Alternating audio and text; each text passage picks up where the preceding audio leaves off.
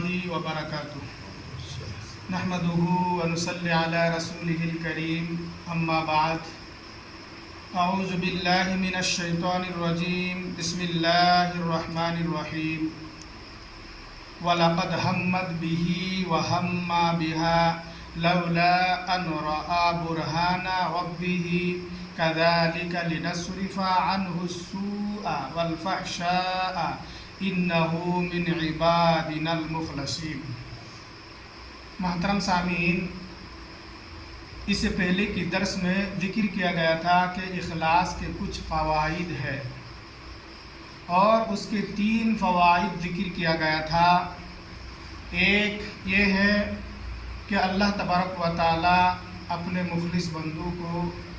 دنیا میں اس کے درجات کو بڑھا دیتا ہے، مقام و مرتبہ کو بلند کر دیتا ہے۔ 2، اللہ تبارک و تعالی اپنے مخلص بندوں کو ڈر اور خوف اور غم سے محفوظ رکھتا ہے۔ 3، اللہ تبارک و تعالی اپنے مخلص بندوں کو پریشانی اور تکلیفوں سے حفاظت کرتا ہے۔ محترم سامعین، اسی طرح سے اخلاص کا چوتھا فائدہ یہ ہے کہ دنیا میں برے اور فاحشہ کاموں سے محفوظ، یعنی اللہ تبارک و تعالی اپنے مخلص بندوں کو دنیا میں گناہ کے کاموں سے، فاحشہ کاموں سے، برے کاموں سے بچنے کی توفیق دیتا ہے۔ جیسا کہ اللہ تبارک و تعالیٰ نے سورۃ یوسف میں یوسف علیہ السلام کے بارے میں ذکر کرتے ہوئے فرمایا وَلَقَدْ هَمَّتْ بِهِ وَهَمَّ بِهَا لَوْلَا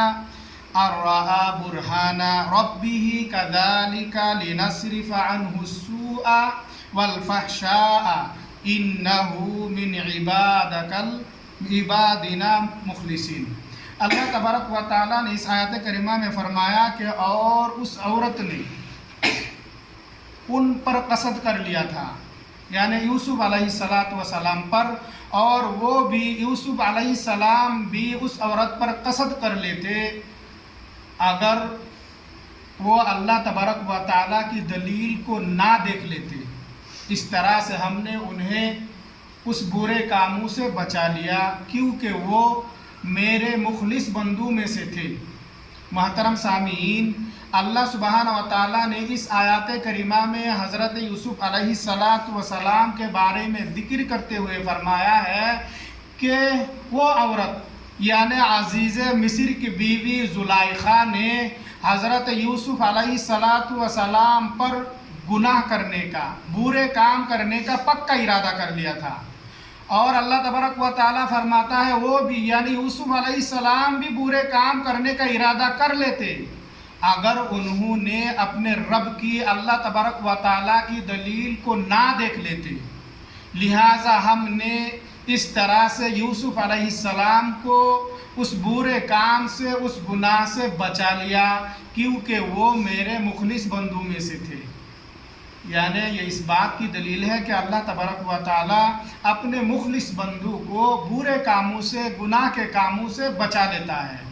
محترم سامعین، اسی طرح سے اخلاص کے 5واں فائدہ جو ہے وہ یہ ہے کہ شیطان کے شر سے محفوظ،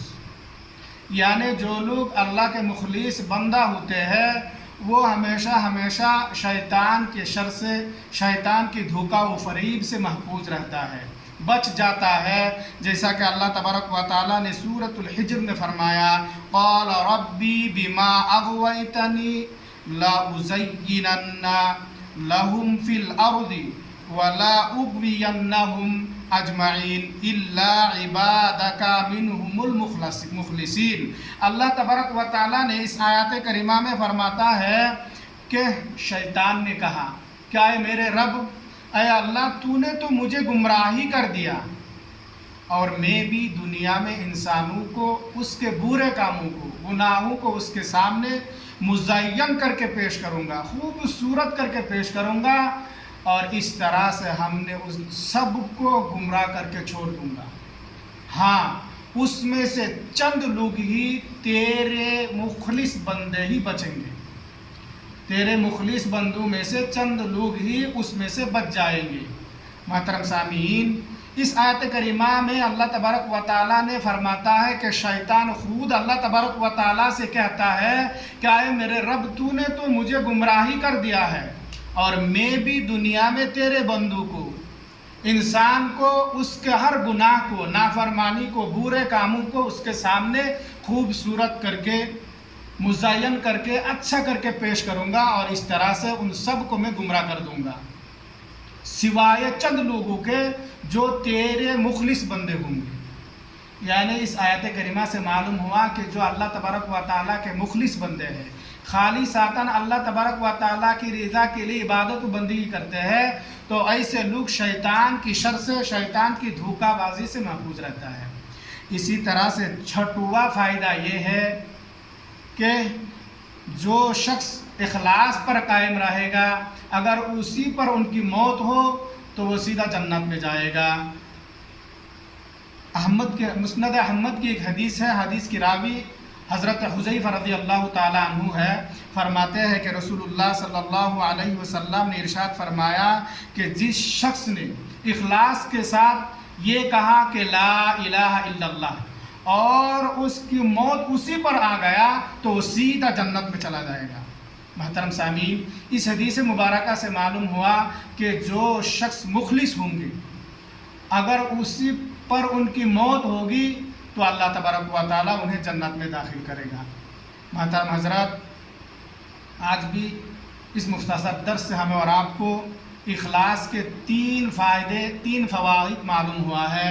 پہلا فائدہ یہ ہے کہ اللہ تبارک و تعالیٰ اپنے مخلص بندوں کو دنیا میں برے کاموں سے، گناہ کے کاموں سے، فاحشہ کاموں سے محفوظ رہنے کی، بچنے کی توفیق دیتا ہے۔ اسی طرح سے دوسرا فائدہ یہ ہے کہ اللہ کے مخلص بندہ شیطان کی شر سے، شیطان کی فریب اور دھوکے سے محفوظ رہتا ہے۔ تیسرا فائدہ یہ ہے کہ جس شخص کا موت اخلاص پر ہوں گے، اس شخص کو اللہ تبارک و تعالیٰ جنت میں داخل کرے گا۔ لہٰذا ہمیں اور آپ کو چاہیے کہ ہم اخلاص کو اچھی طرح سے سمجھنے کی کوشش کریں اور اس کے تمام فائدہ کو حاصل کرنے کے لیے بھی کوشش کرتے رہے۔ اللہ تبارک و تعالیٰ سے دعا ہے کہ اللہ ہم تمام کو اخلاص کو سمجھنے اور اس کے فائدے کو بھی سمجھنے اور اس کو حاصل کرنے کے لیے بھرپور کوشش کرنے کی توفیق عطا فرما۔ اللہم آمین یا رب العالمین۔